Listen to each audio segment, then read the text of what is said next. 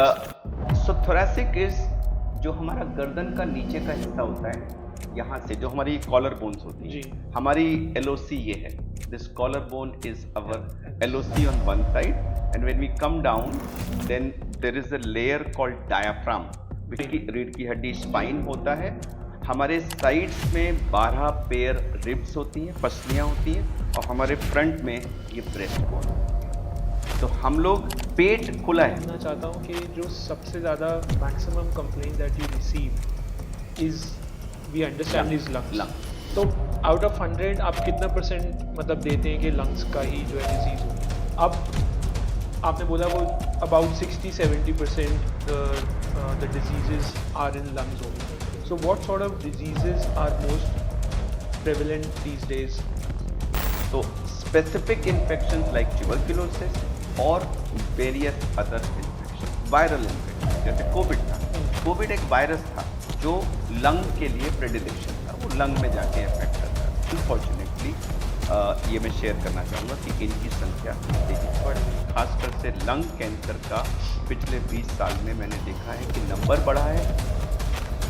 Non smokers में होने लगा है. एक टाइम था जब ये केवल स्मोकर्स में होता था, बट आजकल हम 50% पेशेंट हमारे नंबर्स बढ़ रहे हैं. और क्योंकि हाईवेज बेटर हैं, गाड़ियाँ बेटर हैं, तो एक्सीडेंट्स हायर स्पीड पे हो रहा है.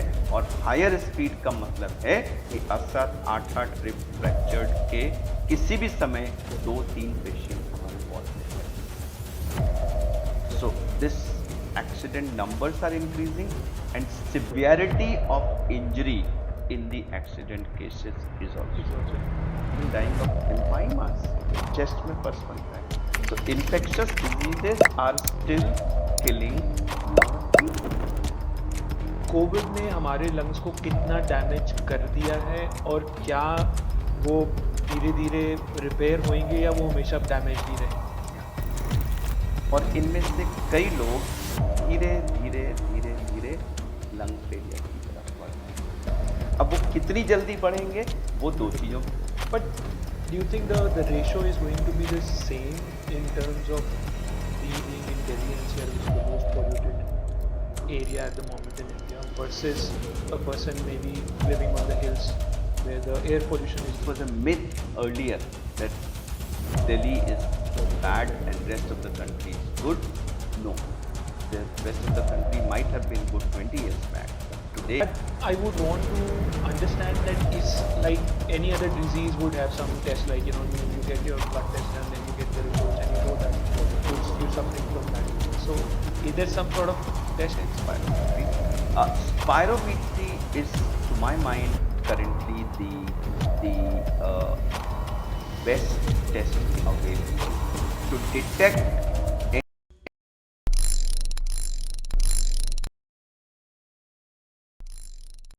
General medicine, sir, so that we spread that awareness to the general public who are watching this video. तो मैं बिल्कुल बेसिक से दोबारा से शुरू करता हूँ सर. अब पहले मैं अपनी ऑडियंस को ये बता दूं कि thoracic is basically lungs, right? chest. Chest. So thoracic is जो हमारा गर्दन का नीचे का हिस्सा होता है, यहाँ से जो हमारी कॉलर बोन्स होती जी. हैं, हमारी एलओसी ये है.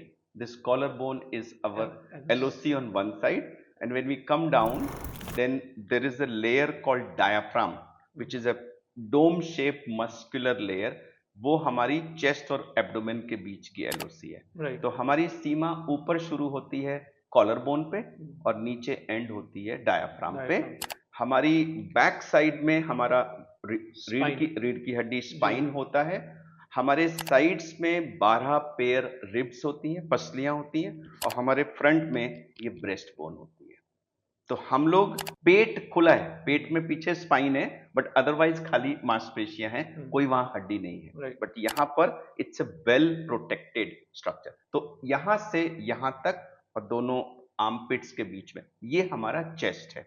तो इसमें बाहर अगर हम जाएं तो स्किन के नीचे फैट होता है, फिर हमारे मसल्स होते हैं, फिर 12 पेयर रिब्स होती हैं. उसके अंदर एक लेयर होती है जिसको हम प्लूरा कहते हैं. वो एक पतली सी लाइनिंग होती है जो चेस्ट के अंदर लाइन करती है, और वो सेंटर ऑफ द चेस्ट में आके वो लंग के ऊपर कंटिन्यू कर जाती है. ओके और सो जो लंग के ऊपर होती है उसको विसरल प्लूरा कहते हैं, जो चेस्ट के अंदर होती है उसको पेराइटल प्लूरा कहते हैं। ये कंटिन्यूअस होती हैं और इनके बीच में एक पतली सी लेयर फ्लूइड के लिए होती है, जिससे लंग जब ओपन शट होते हैं तो वो फ्लूइड जो है वो एक लुब्रिकेंट का काम करता है और फ्रिक्शन के बिना 12 से 16 बार प्रति मिनट यानी कि 25,000 बार प्रतिदिन हमारा लंग उसके अंदर फैलता सिकुड़ता रहता है। अब लंग में हवा ले जाने के लिए हमारी नाक के पीछे के हिस्से में विंड पाइप शुरू होता है। ये वॉइस बॉक्स के लेवल पे वो विंड पाइप नीचे आके दो में डिवाइड करता है, राइट लंग लेफ्ट लंग में वो चली जाती है। और हम विंड पाइप के पीछे हमारा फूड पाइप होता है। तो जो थोरैक्स है उसमें हमारी पसलियां आती हैं, उसमें हमारी ये सामने की ब्रेस्ट बोन आती है, उसमें अंदर की पैराइटल प्लूरा आती है, विसरल प्लूरा आती है, लंग्स आते हैं, विंड पाइप के डिवीजन्स, फूड पाइप और डायाफ्राम, और उनके बीच का जो स्ट्रक्चर है उसमें तरह तरह के लिम्फ नोड्स, ग्लैंड्स, ये सब ब्लड वेसल्स ये सब होते हैं, जिसमें से किसी में भी कोई भी डिजीज हो सकती है। तो लंग मेजॉरिटी वॉल्यूम ऑक्यूपाई करते हैं, मेजॉरिटी डिजीजेस भी लंग्स में होती हैं, लेकिन बाकी अंगों में भी सिग्निफिकेंट नंबर डिजीज होती हैं। जैसे एक डिजीज है एम्पाइमा, जिसमें चेस्ट के चारों तरफ पस इकट्ठा होता है, तो वो हमारी प्लूरा से शुरू होता है और वो हमारा आज की तारीख में nearly 30 to 40% of the volume उस बीमारी का है। ओके ह्यूज वॉल्यूम है एम्पाइमा केसेस का हमारे देश में, जो डिफरेंट कारणों से होती है। आई एम श्योर जैसे जैसे हम प्रोग्रेस करेंगे हम उसको डिस्कस करेंगे। तो सर अब तो ये सारा का सारा चेस्ट है और इसके अंदर हमारे कंजेनाइटल बीमारियां हो सकती हैं जो जन्म से हैं, बड़ी उम्र में आके मैनिफेस्ट की या बच्चों में मैनिफेस्ट की। इन्फेक्शंस हो सकते हैं जो ट्यूबरकुलोसिस हो या नॉन ट्यूबरकुलर हो। इनमें कैंसर्स हो सकते हैं जो कि मतलब ट्यूमर्स हो सकते हैं जो बिनाइन नॉन कैंसरस हो सकते हैं या कैंसरस हो सकते हैं। इनमें एक्सीडेंट से ट्रॉमा हो सकता है जो रोड एक्सीडेंट का हो सकता है, स्टैब इंजरी हो सकती है, फायर आर्म इंजरी हो सकती है, और फिर बड़ी मिसलेनियस होती है। तो ये सारी डिजीज एंटिटीज हैं जो इन सारे ऑर्गन्स में हो सकती है। ये सब मिला के एक बहुत बड़ा डिजीज ग्रुप फॉर्म करती है। अब सर क्योंकि बहुत सारे बॉडी पार्ट्स हैं चेस्ट में, तो मैं आपसे ये समझना चाहता हूँ कि जो सबसे ज़्यादा maximum complaint that you receive is we understand is lungs. तो आउट ऑफ 100 आप कितना % मतलब देते हैं कि लंग्स का ही जो है डिजीज होता है? नियरली नहीं, डिजीज होना कम्युनिटी में हाँ और हमारे सर्जिकल केसेस का परसेंटेज ये भिन्न भिन्न है। अच्छा जैसे लंग्स की बहुत सारी डिजीजेस हैं, लंग्स में इन्फेक्शन होता है, लंग्स में न्यूमोनिया होता है, लंग्स में अस्थमा होता है, लंग्स में सीओपीडी होती है, एम्फिसीमा होता है, ट्यूबरकुलोसिस होती है, बहुत सारी डिजीज है जो कि नंबर्स में लाखों करोड़ों में है, बट उनका मेडिसिन से इलाज हो जाता है। हाँ वो हमारे पास नहीं आते या बड़े थोड़े नंबर में आते अच्छा हैं। तो अगर हम अपने 100 केसेस पर मंथ के डायग्नोसिस को एनालाइज करेंगे तो वो, और जो एक कम्युनिटी में जो पल्मोनोलॉजिस्ट चेस्ट फिजिशियन बैठा है उसके 100 केसेस को एनालाइज करेंगे तो दोनों में बहुत डिफरेंस होएगा। बट क्या हम सिर्फ दोनों में वैसे समझ सकते हैं कि अगर मैं सिर्फ डिजीज की बात करूं तो कितने % सिर्फ लंग्स रिलेटेड डिजीज हुए होते हैं? सो मेजॉरिटी जो है वो लंग्स से रिलेटेड डिजीज होती है। I would say about total 60-70% से ऊपर या 3/4 रफली समझ लीजिए लंग्स से रिलेटेड डिजीजेज होती हैं, और उनमें भी इन्फेक्शंस जो हैं वो सबसे बड़ा ग्रुप फॉर्म करते हैं। And remaining let's say whatever 40 और 30%, फिर बाकी 30-40% जो हैं वो फिर विंड पाइप में हो सकती हैं, प्लूरा में हो सकती हैं, फूड पाइप में हो सकती हैं, डायाफ्राम में हो सकती हैं, और जगहों पर हो सकती हैं, और वहां पर भी वो इन्फेक्शंस भी हो सकते हैं, ट्यूमर्स भी हो सकते हैं, एक्सीडेंट्स भी हो सकते हैं, किसी भी कैटेगरी के हो सकते हैं। राइट। अच्छा सर, अब हम समझते हैं कि आई मीन सबको पता है लंग्स की फंक्शनैलिटी क्या है। इट्स बेसिकली ब्रीथ ऑक्सीजन पास करना और सारे ऑर्गन्स को पहुंचाना, ऑक्सीजन अंदर लेना और CO2 को बाहर निकालना, दोनों प्रोसेस हैं। लंग ड्यूअल पर्पस करता है। हमारे बॉडी में जब मेटाबॉलिज्म होता है सेल्स में, तो मेटाबॉलिज्म में ऑक्सीजन कंज्यूम होती है और CO2 प्रोड्यूस होती है। तो जो हमारा ब्लड हार्ट से टिश्यूज में जाता है वो हाई इन ऑक्सीजन होता है। टिश्यूज में वो ऑक्सीजन एक्सट्रैक्ट कर ली जाती है, टिश्यूज के मेटाबॉलिज्म से CO2 बनती है, वो CO2 हमारे ब्लड में आ जाती है, तो तो जो टिश्यूज से ब्लड हार्ट में वापस आता है उसमें ऑक्सीजन लो होती है, CO2 हाई ज्यादा होती होता है। और लंग्स जो हैं जब तो हार्ट से टिश्यूज में जाता है ब्लड, बट वो सीधा हार्ट में नहीं आता। हार्ट में आता है बट वो पहले लंग्स में जाता है। ओके और लंग्स में जाके वहां पर ऑक्सीजन रिप्लेनिश होती है और CO2 एक्सट्रैक्ट कर दी जाती है और फिर वो हमारे लेफ्ट साइड के हार्ट में आता है और वहां से फिर टिश्यू में जाता है। तो ये 60 to 70 टाइम्स पर मिनट ये प्रक्रिया चलती रहती है। So heart is beating about 60 to 70 times पर minute, but lung is beating only 12 to 16 time पर मिनट। ये दोनों सिंक्रोनाइज नहीं होते हैं, ये ऐसे करता रहता है, ये थोड़ा सा आराम से काम। इनको 60 बार काम करना पड़ता है, बट ये 12 बार में ही अपना काम पूरा कर लेते हैं। बड़े भी है ना सर, और 2 हैं साइज तो में हो बड़े सकता हैं, है। 2 हैं, तो वो कहते हैं तू 60 बार बीट कर, मैं 12 बार में ही तेरी रिक्वायरमेंट पूरी कर पूरी कर दो। बट सर लंग्स बना किस चीज से होता है? लंग्स की संरचना जैसे विंड पाइप आता है, विंड पाइप 2 में डिवाइड होता है, फिर वो 2 राइट साइड में 3 में डिवाइड होता है, लेफ्ट में 2 में डिवाइड होता है, जिसको हम लोब्स कहते हैं। और फिर वो छोटे छोटे डिवीजन, जैसे पेड़ की जड़ों में ब्रांचेज होती हैं जो डिवाइड होती चली जाती हैं, उसी तरह से करीब 21 बार ये डिवाइड होते हैं। उनको हम ब्रोंकस एंड ब्रोंक्यूल्स कहते हैं। जो अल्टीमेटली सबसे छोटी यूनिट होती है उसको हम टर्मिनल ब्रोंक्यूल कहते हैं।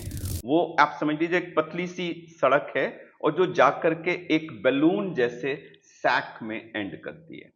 तो वो जो बैलून जैसा सैक है उसको हम एल्वियोलाई कहते हैं, जिसमें एक लाइनिंग होती है और वो लाइनिंग के चारों तरफ खून की पतली पतली नलियों का एक गुच्छा होता है।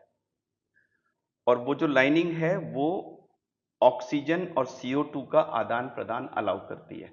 तो एल्वियोलस के अंदर जो एयर है उसमें ऑक्सीजन का कंसंट्रेशन हायर है, तो वो यहां से ब्लड में चली जाती है। ब्लड में जो है CO2 का कंसंट्रेशन हायर है कंपेयर टू दिस गैस। तो ये इधर ऑक्सीजन ज्यादा है, इधर CO2 ज्यादा है, तो ऑक्सीजन यहां से ब्लड में चली जाती है और CO2 से ब्लड से एल्वियोलस की एयर में आ जाती है, राइट। और वो फिर एयर बाहर आती है और बाहर से वो निकल जाती है और फिर जब हम फ्रेश एयर ले जाते हैं उसमें फिर ऑक्सीजन ज्यादा है, CO2 कम है, तब तक ब्लड आया। तो ये ब्लड से CO2 निकलना और एयर से ऑक्सीजन जाना ये रेगुलरली चलता रहता है। तो लंग की संरचना में सबसे इंपॉर्टेंट ये एल्वियोलाई हैं और वो ब्रोंक्यूल्स हैं जो एयर को एल्वियोलाई तक पहुंचाते हैं। और चारों तरफ का जो ये खून की नलियों का गुच्छा है ये इंपॉर्टेंट है, क्योंकि वही इस एयर को ब्लड सर्कुलेशन के साथ लिंक करता है। Right right. सर जो लंग्स की हम जैसे बात कर रहे हैं, अब आपने बोला वो about 60-70% the diseases are in lungs only. So what sort of diseases are most prevalent these days when it comes to lungs? जी, तो इसमें हम इनको ना डिवाइड कर सकते हैं इन्फेक्शन। सबसे पहले तो इन्फेक्शन है कॉमन, जैसे बच्चों को अगर लें तो बच्चों में न्यूमोनिया होता है।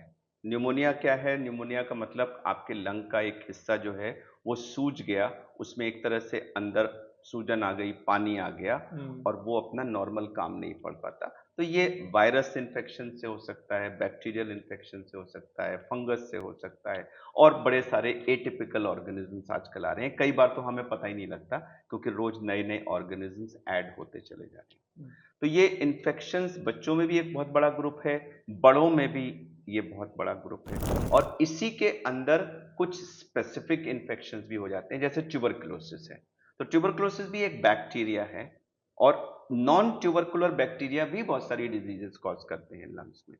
तो स्पेसिफिक इन्फेक्शंस लाइक ट्यूबरकुलोसिस और various other infections, viral infection, जैसे कोविड था। कोविड एक वायरस था जो लंग के लिए प्रेडिलेक्शन था, वो लंग में जाके इफेक्ट करता था। तो इसी तरह से और भी बहुत सारे वायरसेस हैं, फंजाई हैं, फंगस हैं। आजकल एक टाइम था जब फंगस एक रेयरिटी मानी जाती थी, बट आजकल बहुत सारी ऐसी पॉपुलेशन है सोसाइटी में जिनकी इम्यूनिटी कम हो रखी है, या तो वो कैंसर के केसेस हैं, उनको कीमोथेरेपी लग रही है, या वो स्टेरॉइड्स पर हैं, या आजकल डायबिटिक्स की बहुत बड़ी पॉपुलेशन हो गई है, और स्पेशली अगर आपकी एडवांस डायबिटीज है, अनकंट्रोल्ड है, तो उनकी भी इम्यूनिटी कम होती है। इन सब ग्रुप्स में फंगल इन्फेक्शंस की संख्या बड़ी तेजी से बढ़ रही है, जिनका इम्यून सिस्टम वीक जिनका है। इम्यून सिस्टम वीक है। और ओकेजनली तो हमें इम्यून सिस्टम ठीक वाले पेशेंट्स में भी अब देखने को मिल रहा है, हमें नहीं पता, हो सकता है कोई सटल चेंजेस हों जो हम अभी डिटेक्ट नहीं कर पा रहे हैं, लेकिन हैं चेंजेस। तो ये भी एक ग्रुप है। तो इन सब में हमारे फंगल इन्फेक्शंस आ रहे हैं। तो ये सारा पूरा रेंज हो गया इन्फेक्शंस का लंग के अंदर। फिर लंग के अंदर ट्यूमर्स हो सकते हैं। ट्यूमर का मतलब है एक नई ग्रोथ, कोई नया टिश्यू बन गया। वो एक लोकलाइज सीमा के अंदर ग्रो करने वाला हो सकता है, जिसको हम बिनाइन नॉन कैंसरस ट्यूमर कहते हैं, या वो बुरी तरह से ग्रो करके फैलने वाला हो सकता है, जिसको हम कैंसर कहते हैं। तो लंग के अंदर और जो विंड पाइप्स हैं, इन सब के अंदर बिनाइन ट्यूमर्स हो सकते हैं, मैलिग्नेंट ट्यूमर्स हो सकते हैं। और उनका संख्या अनफॉर्चुनेटली ये मैं शेयर करना चाहूंगा कि इनकी संख्या तेजी से बढ़ रही है। खासकर से लंग कैंसर का पिछले 20 साल में मैंने देखा है कि नंबर बढ़ा है। नॉन स्मोकर्स में होने लगा है। एक टाइम था जब ये केवल स्मोकर्स में होता था, बट आजकल हम 50% पेशेंट्स हमारे नॉन स्मोकर्स हैं। उम्र कम हो रही है, पहले हम उसको 50s और 60s में देखते थे, अब हम उसको 40s और 30s में भी देख रहे हैं। पहले महिलाओं में नहीं होता था क्योंकि महिलाएं यूजुअली स्मोक नहीं करती थी, बट आजकल नॉन स्मोकिंग विमेन में भी हो रहा है। और मेरा ये मानना है कि ये जो चेंज आया है, बदलाव आया है, यह पोल्यूशन की वजह से। पहले ये स्मोकर्स डिजीज थी, इसलिए एल्डरली स्मोकिंग मेन में होती थी। अब ये पोल्यूशन रिलेटेड डिजीज है, इसलिए हर वो व्यक्ति जो सांस लेता है, वो मेल हो या फीमेल हो, वो स्मोकर हो या नॉन स्मोकर हो, उसको हो रही है। और चूंकि हमारा एक्सपोजर आजकल बचपन से ही शुरू हो जाता है, इसलिए वो उम्र भी कम हो रही है। तो ये एक मेजर इशू है। इसके अलावा जैसा मैंने कहा था, एक्सीडेंट्स हैं। तो एक्सीडेंट्स का भी आ रहा है, वो भी केसेस फिर कभी ओपीडी में आते हैं और कभी इमरजेंसी में आते हैं। तो ये पूरा का पूरा स्पेक्ट्रम है जो लंग की डिजीजेस। बट सर, इनको हम रेशो में अगर डिवाइड करें कि जैसे out of 100 how many percent are cancers, how many percent are, let's say, the trauma that you're talking, and how many of it are only you can say infections? about 70-20-10. 70% are still infections. Okay. About 20% may be, और may be 60-30-10 ऐसे होगा। Number very करता है। अगर हम भी अपनी case देखें तो किसी महीने में सडनली कैंसर्स का नंबर बढ़ जाता है, किसी महीने में कम हो जाता है। बिटवीन 60-70% इज इन्फेक्शन, और 20-30% is tumours, and about 10% is accident. But ये जो 10% है, ये शायद अगले 10 साल में 20% हो जाएगा, क्योंकि 5-10 साल पहले यह 2% से भी कम था। वो कम होता था, अब नंबर्स बढ़ रहे हैं। और चूंकि हाईवेज बेटर हैं, गाड़ियां बेटर हैं, तो एक्सीडेंट्स हायर स्पीड पे हो रहा है। और हायर स्पीड का मतलब है कि आपकी इंजरी की सिवियरिटी ज्यादा है। पहले हम गंगाराम में थे तो यूजुअली 1 रिब टूटी, 2 रिब टूटी, 3 रिब टूटी, इस तरह के केसेस आते थे। ब्रेस्ट बोन टूटने के बड़ा रेयर केस आते थे, क्योंकि ब्रेस्ट बोन तब टूटती है जब बहुत जोर का इंपैक्ट होता है। अभी यहां पर हमने पिछले 3 महीने में 4 केसेस ऐसे देखे हैं जहां ब्रेस्ट बोन बिल्कुल चूरा हो गई थी टूट के, और उसको हमें प्लेट लगा के फिक्स करना पड़ा। अब दोनों साइड में 6-6, 7-7, 8-8 रिब फ्रैक्चर्ड के किसी भी समय 2-3 पेशेंट्स हमारे वार्ड में एडमिटेड होते हैं। So this accident numbers are increasing, and severity of injury in the accident cases is also increasing. But I won't say it's still a relief to hear that 60-70% it's or 60% it's still only infection, which I feel is 100% curable. No, right? no, it no, isn't. No, many of them are viral infections, and some of the viral infection is like driving a car without a steering. वो किधर जाएगी आपको पता नहीं। Covid में किसी के पास predict करने का तरीका नहीं था।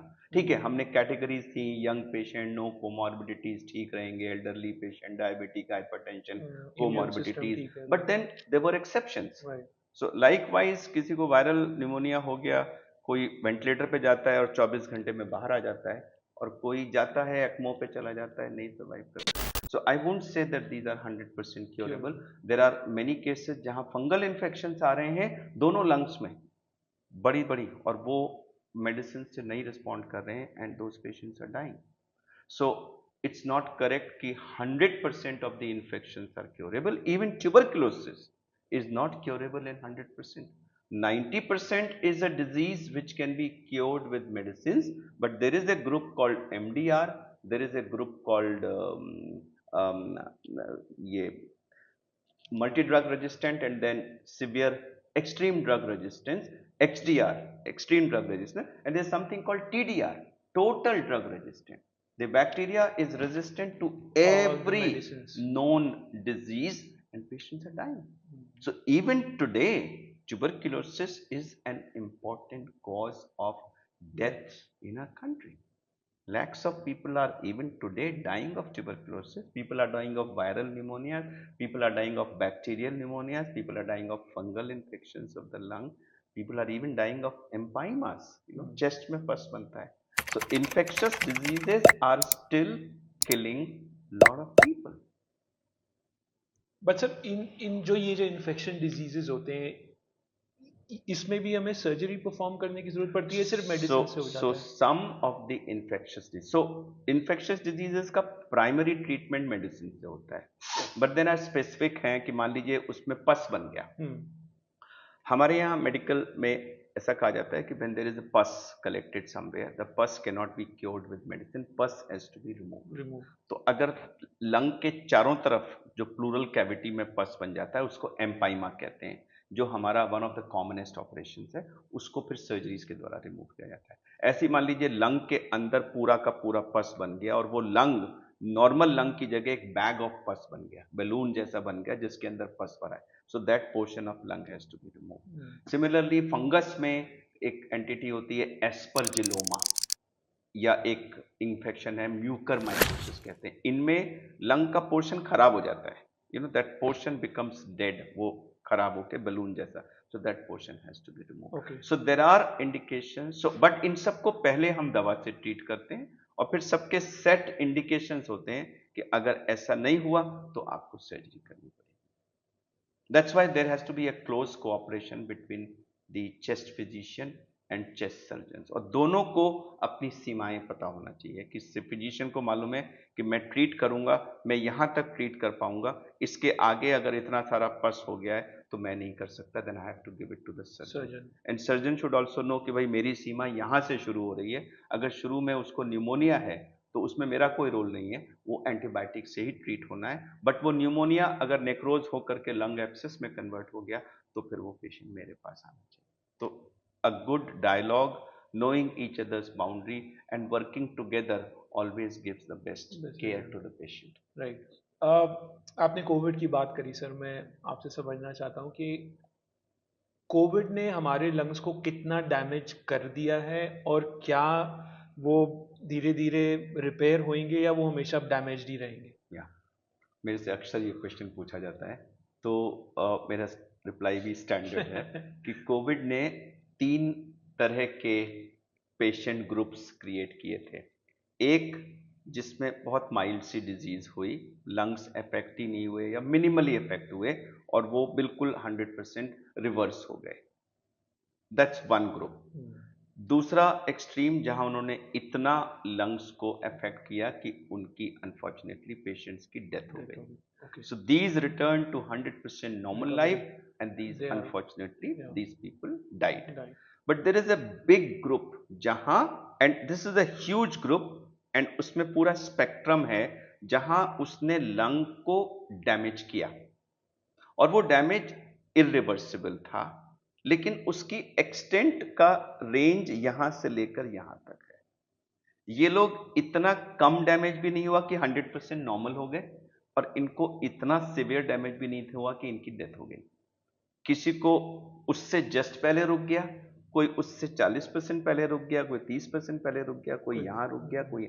ये जो मिडिल क्लास है ना, like all middle class, this is a huge class जिनको कुछ ना कुछ डैमेज हुआ.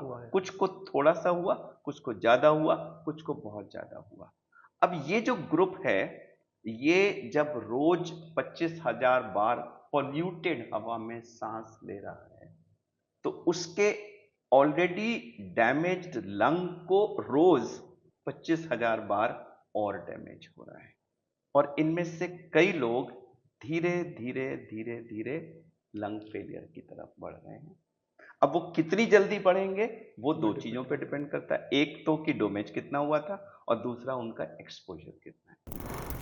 बट धीरे धीरे बढ़, तो हमें रेगुलरली हमारे पास पेशेंट्स आ रहे हैं जो कहते हैं कि सर हमको कोविड हुआ था, कोई कहता है माइल्ड होता, कोई कहता है सीवियर हुआ था। हाँ सर वो कुछ टाइम तो ठीक थे, बट उसके बाद खांसी होने लगी, फिर हमारी सांस फूलने लगी, सर हम कभी भी ना उसके बाद नॉर्मल नहीं हो पाए, बट बहुत परेशान नहीं थे लेकिन कुछ ना कुछ। सो यू आस्क देम, दिल से कि कोई ना कोई प्रॉब्लम परसिस्ट कर रही थी और वो धीरे धीरे डिटीरिएट हो रहे हैं और वो कुछ उनमें से एडवांस लंग फेलियर में जा रहे हैं, हमारे पास ट्रांसप्लांट के लिए आ रहे हैं, and some of them are dying also. So COVID killed a lot of people, and COVID left a lot of people lung crippled to varying degrees, who are now facing the consequences and will continue to do so in the years to come. But do you think the ratio is going to be the same in terms of we being in Delhi NCR, which is the most polluted area at the moment in India, versus a person maybe living on the hills where the air pollution is not that much? So hills may be slightly better than Delhi, but then when it comes to plains, I think the whole of North India and now even other parts of India are same. This was a myth earlier that Delhi is bad and rest of the country is good. No, the rest of the country might have been good 20 years back, but today 98% of the surface area of the country has bad air. Now it may be very bad here, but both are bad. Sir, according to you, what is the definition of bad in terms of AQI? So there is this 0 to 50, 51 to 100, 100 to 150, and anything beyond 150. You know, when you look at the color coding, this is a beautifully done exercise giving AQI. So AQI not only gives you the 8 pollutants in a single figure, but it also has a color coding, which I think was a very smart thing to do. So you have green, you have yellow, and you have orange, which are the on the left hand side of the circle, and on the right hand side you have the red, and then you have the brown, and you have the black. Now these are bad, very bad, and almost unfit for human consumption on the right hand side. Right.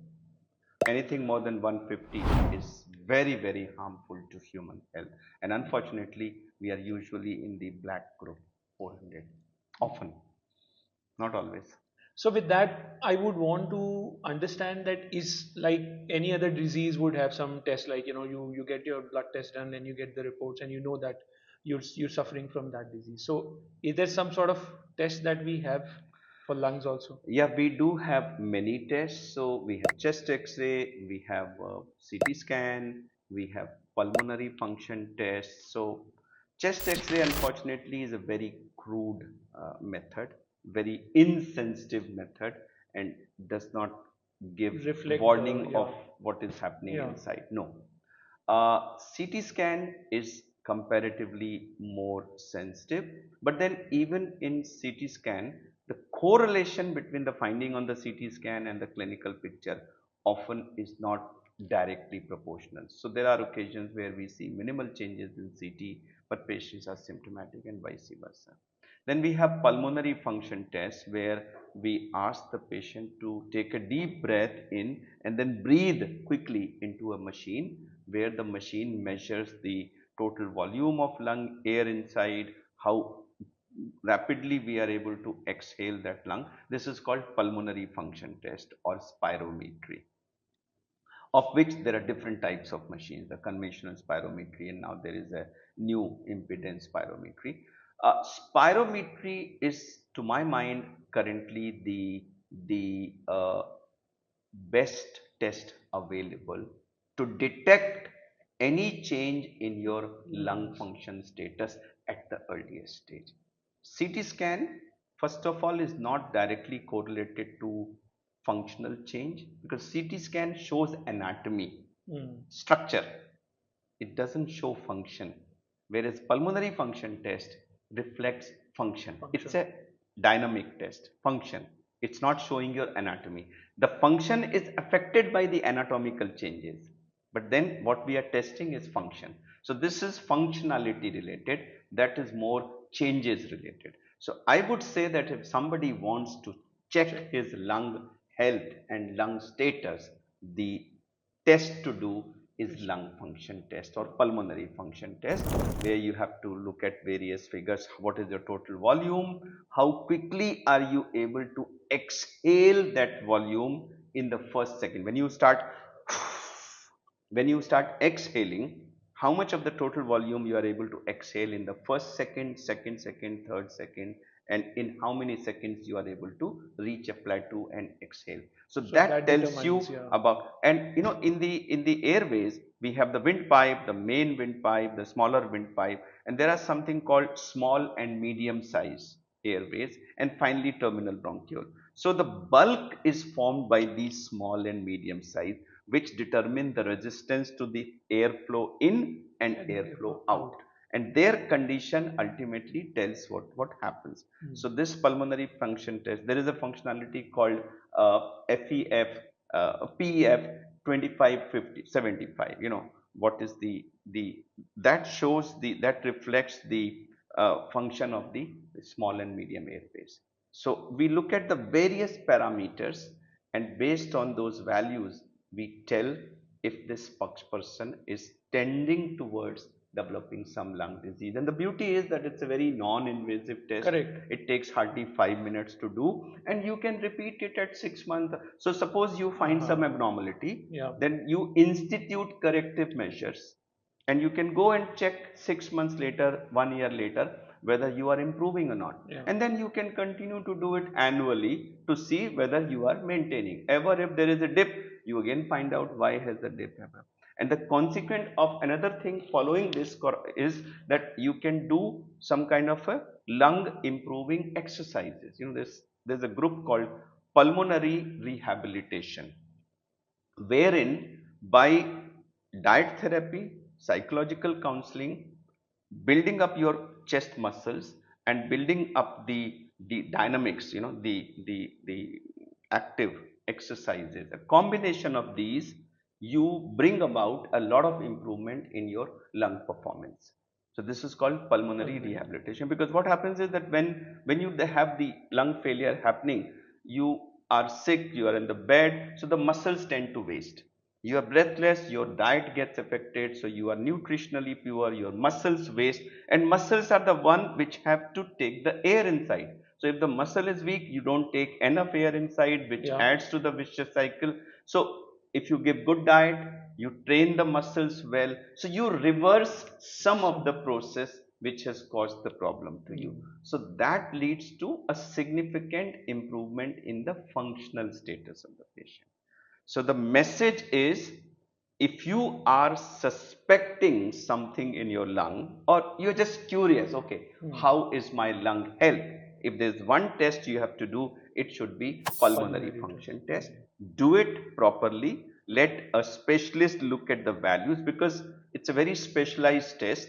Number one, it has to be done in a very quality controlled way. If a poorly done, the values will come haywire, and you will mistakenly get labeled as a patient, which actually you are not.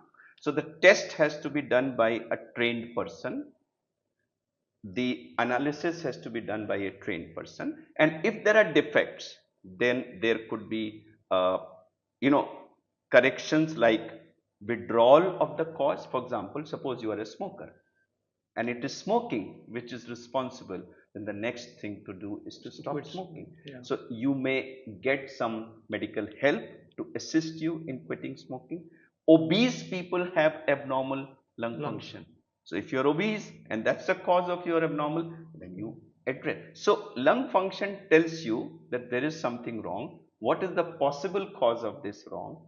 Gives you suggestive measures. You may stop smoking, become obese, other air pollution, other things, and then you can go on a pulmonary rehab program, and then if needed, medicines can be added. So with all these, you will feel better, 6 months, 1 year later, you can have it repeated and you can keep your health record just like people keep ECGs. Yeah. Sir, ये मेरा 2001 का है, ये मेरा 2002 का है. So ECG is a crude way of looking at your heart. Likewise, pulmonary function test is a very simple, easy, non-invasive method of looking at the functioning of your lung. Unfortunately, awareness about ECG, treadmill test, echo, angiography, even sabdi wala will tell you ji maine angiography कराई है, but you ask an educated person also, have you got your lung function test done? Oh, which test to do, कौन सा test कराना है? So maybe your program will increase the awareness about pulmonary function test, and should there be a problem, then pulmonary rehabilitation and continuing to do pulmonary function test at regular intervals to keep a tab on the lung health. But this is only if there is some finding.